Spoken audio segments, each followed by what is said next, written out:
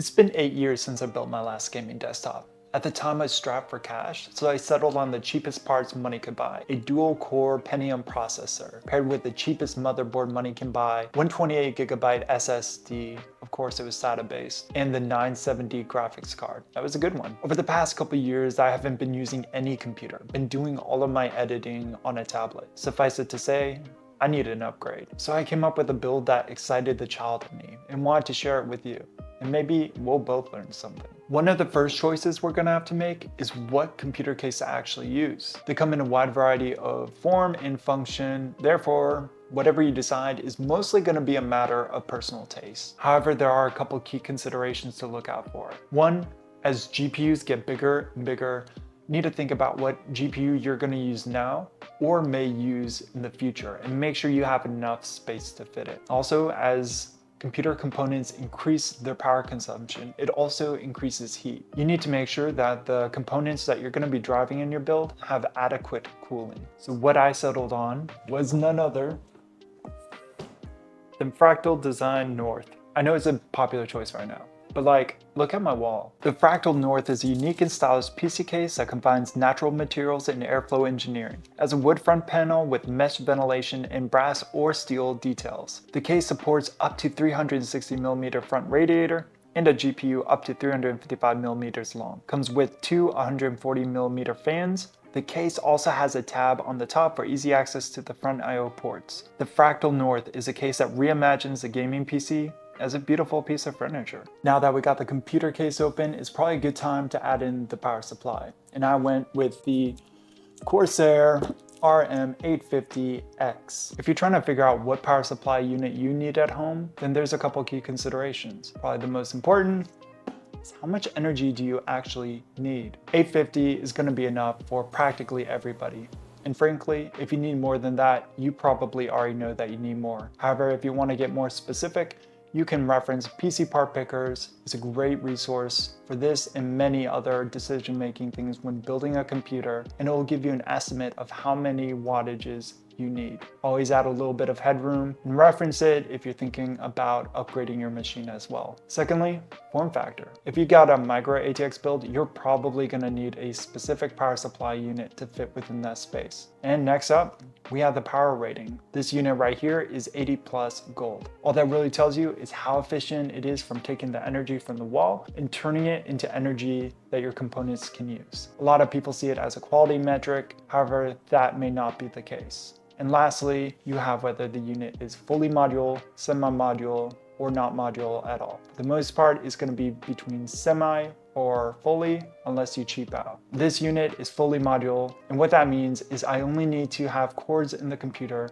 that are actively powering one of the components. That way I don't have to manage wires that are not going to be in use. So after futzing around with the PSU, I figured out that it's probably best to save that till later, which means we get to jump into the brains and guts of the machine. So what components am I gonna be using in order to build this machine? Well, to start off with the CPU, I got the AMD Ryzen 7800X 3D. This CPU is probably the fastest in gaming on the market. And in terms of the motherboard, I got the ROG Strix B650E-F. Now, because this is a AM5 platform, I'll only be able to use DDR5 memory. So I went with Corsair's Vengeance DDR5-6000. The numbers at the end of it is just a rating of the speed. But frankly, there's gonna be a little difference in terms of real life performance with the speed. But in my case, it was only $5 extra, so I went with it. Be sure to match the speed with what your motherboard is capable of.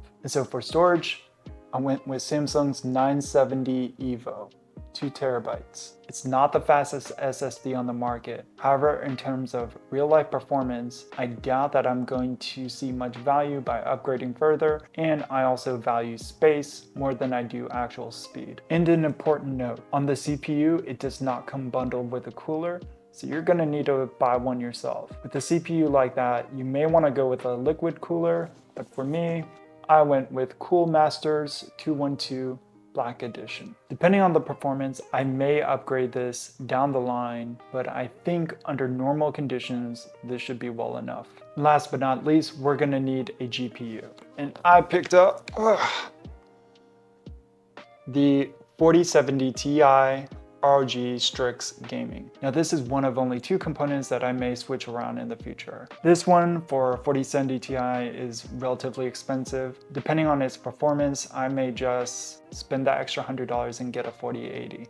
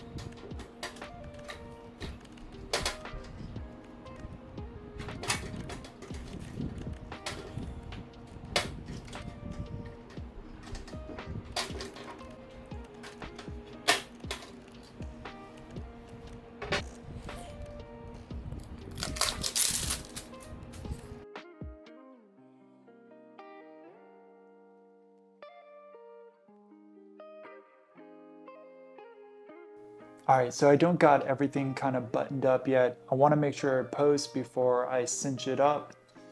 So this is the moment of truth. I've been going at this for a couple hours now, and yeah, just excited to see this up and running. So here goes nothing.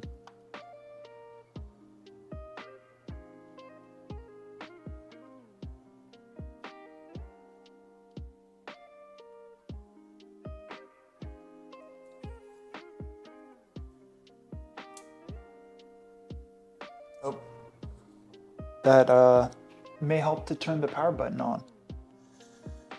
All right, here we go. 1, 2, 3.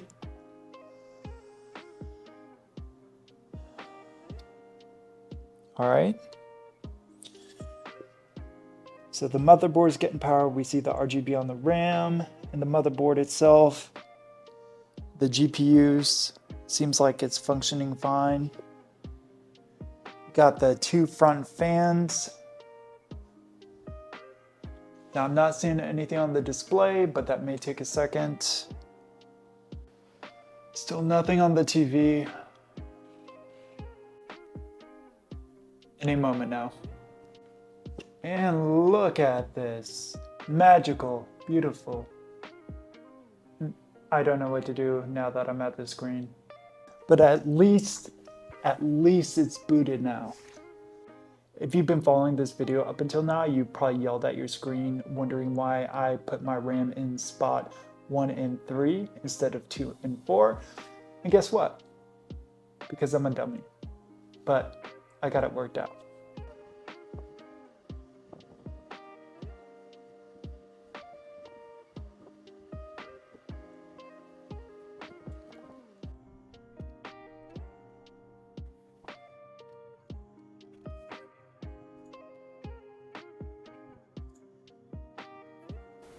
Alright, so it's been a couple days since I got my machine up and running, and I gotta tell you, it is fantastic. I downloaded a lot of my favorite games and applications to really put it through its paces. With games, I feel like for the first time I'm able to game without compromise. I'm playing pretty much everything at 4K, haven't had to reduce a setting yet. It looks phenomenal, and the frame rate is killer. In terms of content creation, well, I'm making this video right now on it, and it is so refreshing to be able to see the changes I make in real time and not have to split across multiple projects. Now in this video, I made a lot of mistakes. I hadn't built a computer in a long time, and maybe you find yourself in the same place too. Maybe you've put off building a computer, being intimidated by it. Hopefully you're able to learn from my mistakes, but also that is part of the process. So do you. Find and build the computer that works for you and enjoy the experience. Thank you so much for tuning in. I know this is not my typical content, and going forward my content will change. I want to thank the people that have subscribed to my channel currently, and if you find this content helpful or entertaining, I would highly recommend that you do the same as well. Until next time, see you.